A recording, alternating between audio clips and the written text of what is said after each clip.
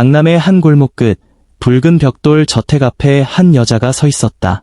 회색 재킷에 낡은 가방을 꼭 쥔 채 그녀는 눈앞에 거대한 건물을 올려다보았다.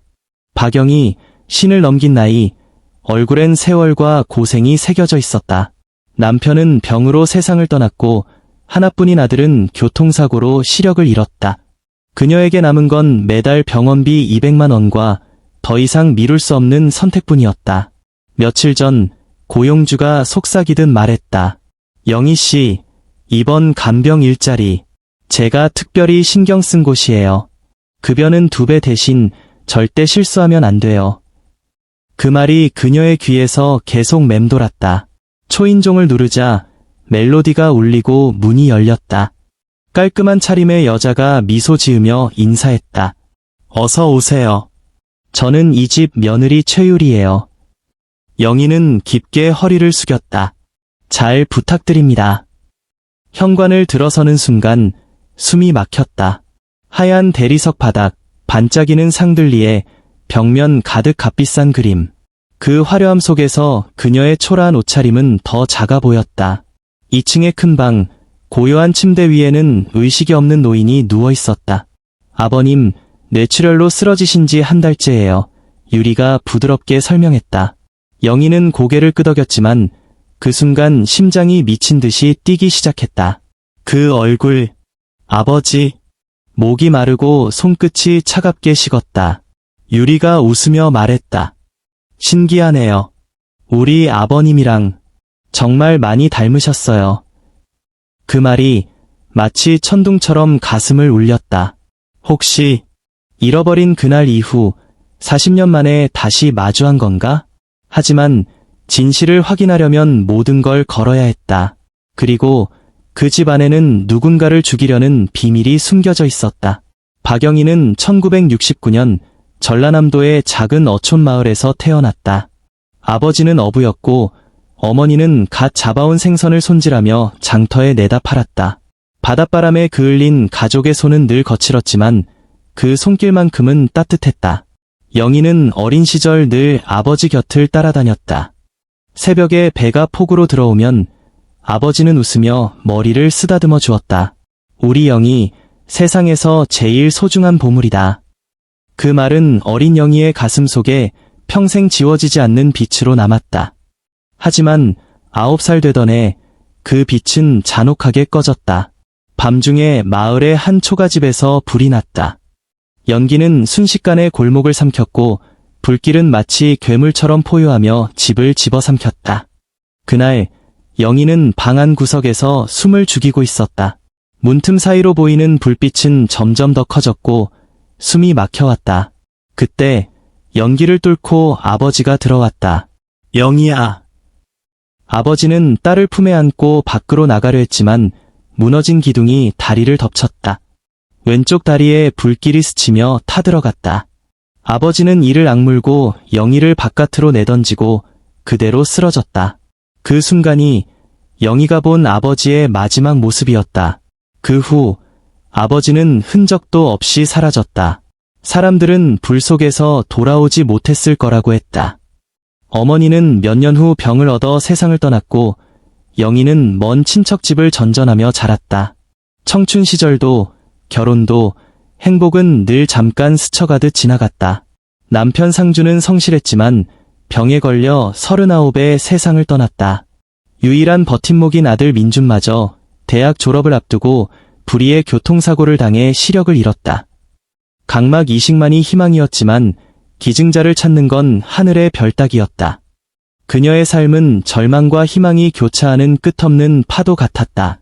간병인의 일을 시작한 건 바로 그때였다. 병원과 요양원을 전전하며 그녀는 누구보다 환자를 정성껏 돌봤다. 하지만 이 일은 늘 고되고 불안정했다. 오늘 일하던 곳도 내일은 계약이 끊길 수 있었다. 그래서 유난히 높은 급여의 입원 제한은 그녀에게 절호의 기회였다.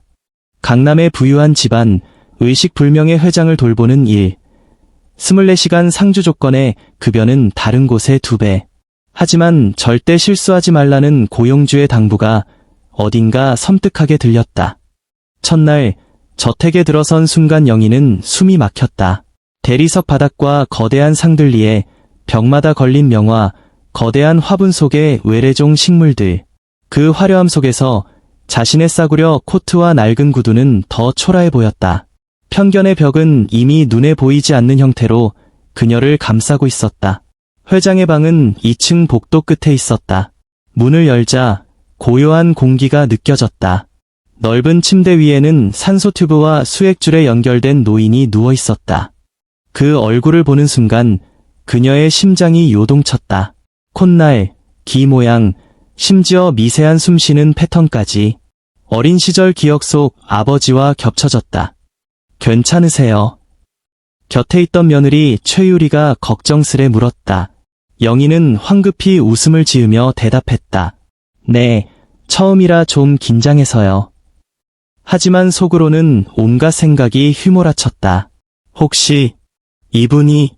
아니, 그럴 리가. 그날 저녁 집안의 또 다른 인물들과 인사를 나눴다.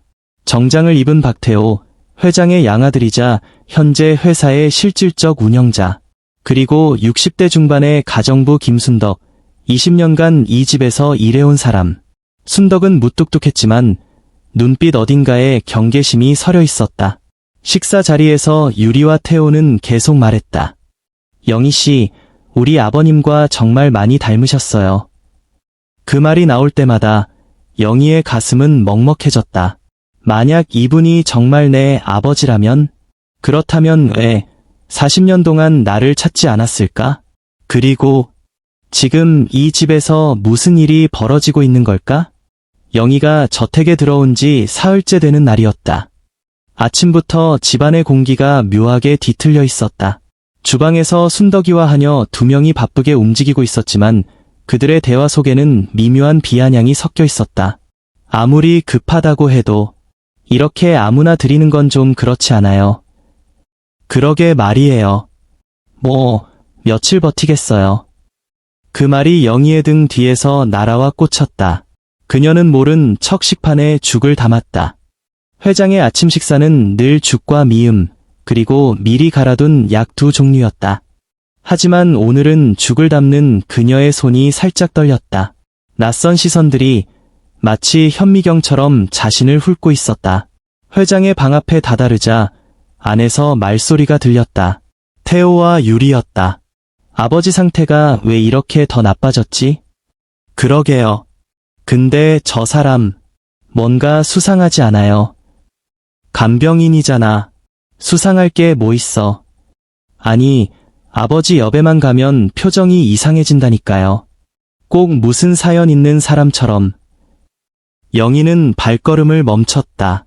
그들의 대화가 더 이상 들리지 않도록 문을 두드렸다. 실례하겠습니다.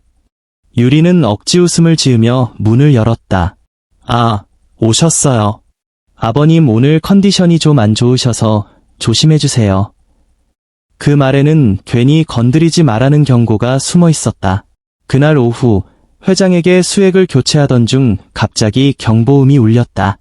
심박수가 급격히 떨어지고 있었다. 영희는 재빨리 산소량을 높이고 응급벨을 눌렀다. 하지만 이상하게도 1층의 상주 간호사는 바로 올라오지 않았다. 그 짧은 1분이 마치 1시간처럼 길게 느껴졌다. 그녀는 망설임 없이 직접 심폐소생술을 시작했다. 아버지에게 배웠던 해양 응급처치 기술이 손끝에 되살아났다. 하나, 둘, 셋. 규칙적인 압박과 인공호흡, 그리고 희미하게 돌아오는 심장 박동. 문이 벌컥 열리며 태호와 유리가 뛰어들었다. 뒤이어 달려온 간호사가 상황을 확인하더니 믿기 힘든 표정을 지었다. 심장이 돌아왔어요. 이거 간병인이 하신 겁니까? 하지만 그 감탄은 오래가지 않았다. 유리가 곧 차가운 목소리로 말했다. 아무리 급해도 함부로 환자 몸에 손대는 건 규칙 위반이에요. 영희는 당황했다. 응급 상황이었어요. 간호사가 오지 않았잖아요. 그래도 절차라는 게 있죠. 아버님은 귀한 분이에요. 혹시라도 무슨 일이 생겼다면. 그 말은 명백히 당신이 잘못했다는 비난이었다. 순덕 역시 문가에 서서 묘한 눈빛으로 영희를 바라보고 있었다. 그날 저녁, 영희는 방으로 돌아와 앉았다. 손끝에는 아직 회장의 심장 박동이 남아있는 듯했다. 하지만 마음 한켠에는 알 수 없는 불안이 자리를 잡았다. 이 집안 어딘가에 말하지 않는 규칙이 숨어 있다는 걸 직감했다. 그리고 그 규칙은 외부인이 절대 알면 안 되는 무언가를 숨기고 있는 것 같았다. 다음 날, 영희는 우연히 부엌 뒤쪽 창고에서 유리와 순덕의 대화를 엿듣게 됐다. 언제까지 이렇게 버틸 거예요? 회장님 상태가 좋아지면 곤란하잖아요. 그래도 확실하게 처리해야지. 괜히 간병인 같은 사람이 눈치채면 문제 커져요. 그러니까 이번에 확실하게 약을. 그 순간 문틈에서 발이 삐걱 소리를 냈다. 순덕이 고개를 헥 돌렸다. 거기 누구야? 영희는 황급히 자리를 피했다. 심장이 미친 듯이 뛰고 있었다. 그녀는 이제 확신했다. 이 집에는 분명 회장의 생명을 위협하는 음모가 존재한다. 그리고 그 음모의 중심에는 자신이 어린 시절 잃어버린 아버지일지도 모르는 사람이 있었다. 그날 밤, 영희는 거의 잠을 이루지 못했다. 회장의 숨소리와 심장 박동이 귓가에 맴돌았다. 그리고 부엌 창고에서 들었던 그 짧은 대화가 마치 바늘처럼 뇌리를 찔렀다. 약을. 그 한 단어가 모든 의심을 현실로 만들고 있었다. 다음 날 새벽, 영희는 평소보다 1시간 일찍 일어났다. 회장의 아침 약통을 확인하기 위해서였다. 약통 뚜껑을 열자 안에는 작은 흰색 알약들이 가지런히 놓여 있었다. 그녀는 손끝으로 알약을 하나 집어들었다. 그 순간 발소리가 들려왔다. 뒤를 돌아보니 순덕이었다. 뭘 하시는 거예요? 목소리엔 경계심이 가득했다. 영희는 최대한 침착하게 말했다. 확인하려고요. 어제 회장님이 갑자기 상태가 나빠지셔서. 순덕은 억지 웃음을 지으며 약통을 빼앗았다. 간병인은 그냥 시키는 대로 하면 돼요. 이런 건 의사와 제가 알아서 할 테니. 순덕이 나가자 영희는 결심했다. 이제는 더 이상 기다리지 않겠다고. 그날 오후 회장이 낮잠을 자는 사이 그녀는 몰래 1층 의무실로 내려갔다. 약품 보관실 문은 잠겨 있었지만 문 옆에 걸린 키링에서 여분의 열쇠를 찾아냈다. 안에는 여러 병의 약과 주사제가 정리되어 있었는데 그중 몇 개는 라벨이 지워져 있었다. 영희는 하나를 꺼내 조심스럽게 사진을 찍었다. 그 약의 성분명은 다이작신. 심장질환 치료제이지만 과다 복용 시 심박수 저하와 심장마비를 일으킬 수 있는 위험한 약이었다. 그 순간 뒤에서 문이 덜컥 열렸다. 여기서 뭐 하세요? 태호였다. 아, 회장님 약을 좀 확인하려고. 그건 제 담당이에요. 간병인이 왜 이런 데 들어와요? 그의 눈빛에는 분명 의심이 깃들어 있었다. 그냥 혹시라도 어제처럼 갑자기 상태가 나빠질까봐. 태호는 한동안 영희를 노려보다가 아무 말 없이 문을 닫았다. 영희는 손에 땀이 흥건히 배어 있었다. 하지만 이제 모든 퍼즐이 맞춰지고 있었다. 누군가 의도적으로 회장의 상태를 악화시키고 있었고 그 범인은 이 집안 내부였다. 밤이 되자 영희는 다시 부엌 쪽으로 향했다. 거실 불은 꺼져 있었고 2층에서만 은은한 조명이 새어나왔다. 그녀는 서랍 속에서 작은 녹음기를 꺼냈다. 아버지가 살아계실 때 선물해준 오래된 기기였다. 이제 당신 목소리를 다시 들려줄게요. 그녀는 속으로 중얼거리며 부엌 창고 문틈에 녹음기를 설치했다. 이틀 뒤 기회가 찾아왔다. 유리와 순덕이 창고에서 대화를 나누는 소리가 들렸다.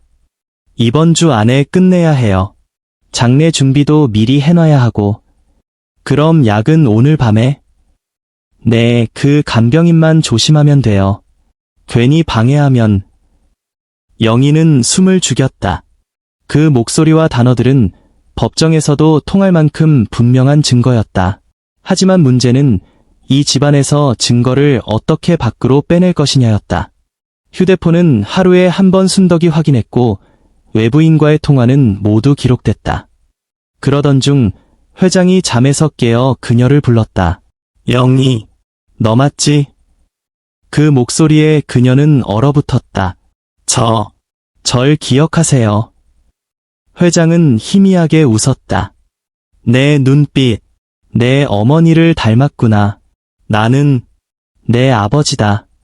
그 순간 영희의 세상이 무너져 내렸다.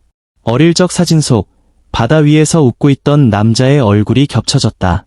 아버지, 왜 이제야? 미안하다. 그날 바다에서 너를 잃어버리고 평생 찾았다.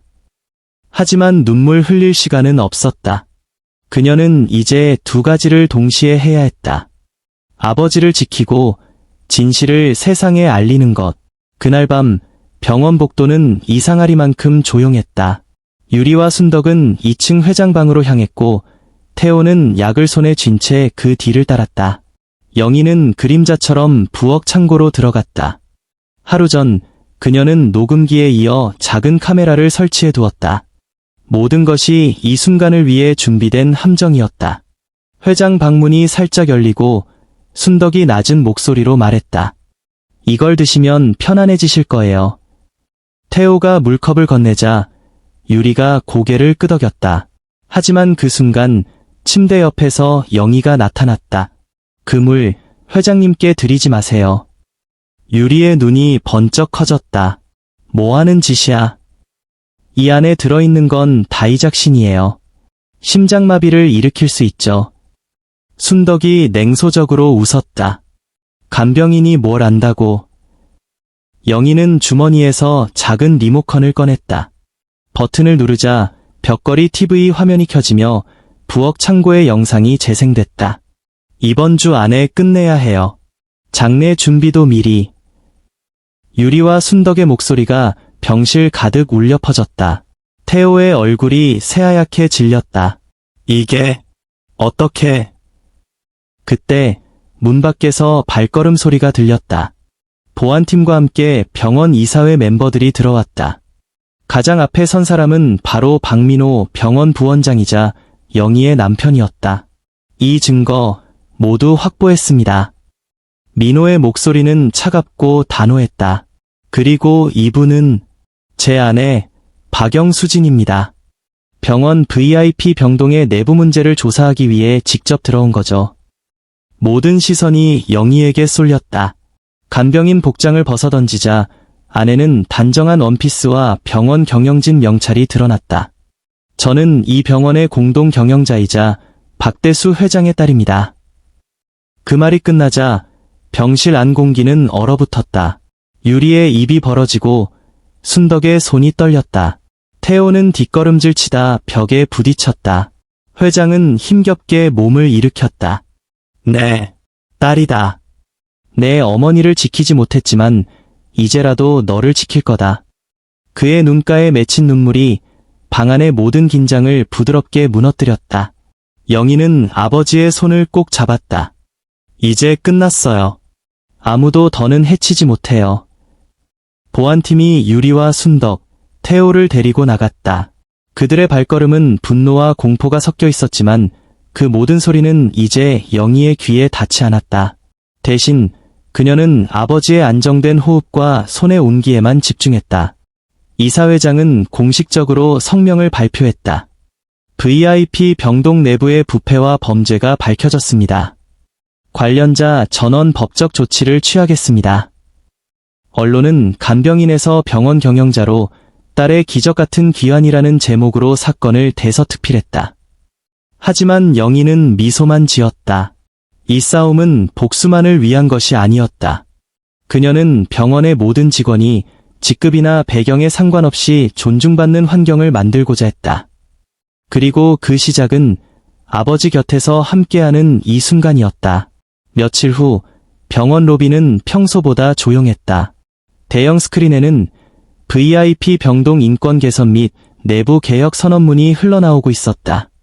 직원들은 저마다 서명하며 고개를 끄덕였다. 영희는 단정한 차림으로 연단에 섰다. 그녀의 앞에는 간호사, 청소 직원, 주방 조리사, 경비원까지 그동안 그림자 속에서 일하던 사람들이 빼곡히 서 있었다. 저는 이번 사건을 통해 한 가지를 확신하게 됐습니다.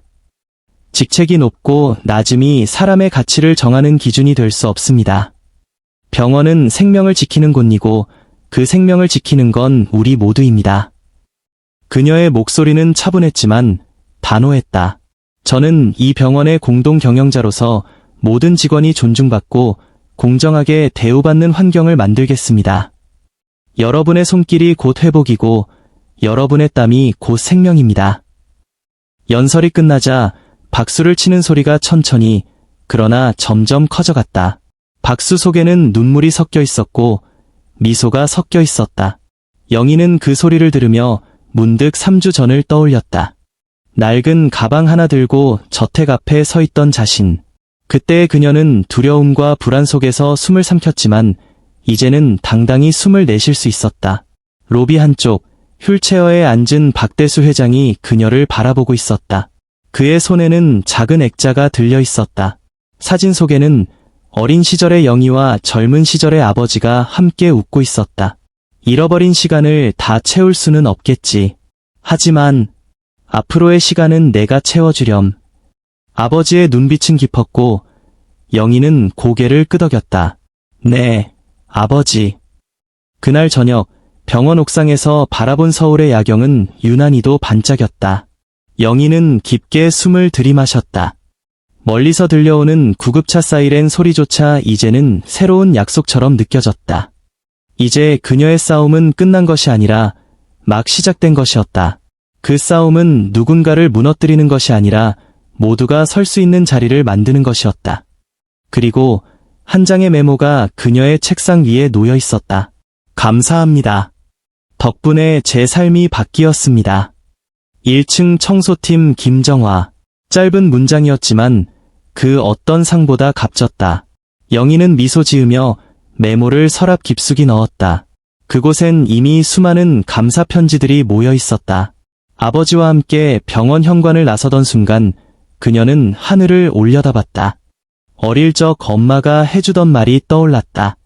수진아, 빛은 어둠 속에서 더 선명해지는 거란다.